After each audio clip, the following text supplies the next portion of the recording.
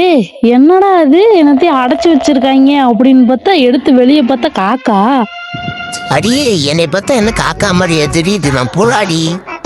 ஓ காக்கா இல்லையா புறாவா? சரி சூப்பர். இன்னைக்கு ஒரு நம்ம புறா வச்சு இன்னைக்கு ஒரு டிஷ்ஷு செஞ்சிடலாம் வேணிதா அப்படின்னு சொல்லிட்டு தலைவர் வேற புறா கறி நல்லா இருக்கும் அப்படின்னு வேற சொன்னாரா. நம்மள வேற டெம்ப் பண்ணி விட்டாரு. சரி நம்ம இன்னைக்கு ட்ரை பண்ணி பார்ப்போம் அப்படின்னு நான் ஒரு திட்டம் தீட்டினா எங்கள் வீட்டுக்காரரு என் அம்மி சேர்ந்து அந்த புறாவை பறக்க விட்டாங்க.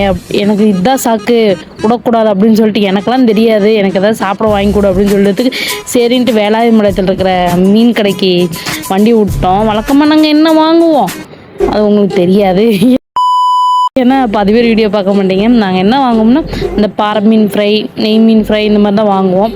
நாங்கள் போனப்போ நெய் மீன் இல்லை, அதனால பாறை மீன் ஃப்ரையும் பாறை மீன் ஃப்ரை வேறு நல்லா இருந்துச்சுன்னு மறுபடியும் திரும்ப திரும்ப வாங்கி சாப்பிட்டுக்கிட்டு இருந்தோம்.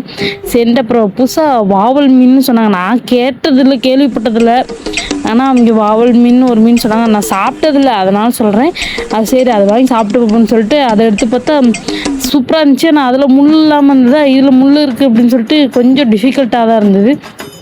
சரின்ட்டு 2 பேரும் வாங்கி சாப்பிட்டு எங்கள் அத்தைக்கு வேறு மீன் வாங்கிட்டு போகணுன்னு சொல்லிட்டு அப்படியே பார்சல் வாங்கிட்டு வீட்டுக்கு கிளம்பிட்டோம். அங்கே பார்த்தா நண்டு சூப் வச்சுருந்தாங்க. சரி இன்னொரு நாள் குடிச்சிக்கலாம் அப்படின்னு சொல்லிட்டு அப்படியே வேடிக்கை பார்த்துட்டு கிளம்பிட்டு போகிறோம். புதுசாக லைட் செட்டிங்லாம் பலமாக இருக்குது வேலாயுதம்பாளையத்தில், பார்த்துட்டு வீட்டுக்கு கிளம்பிட்டோம்.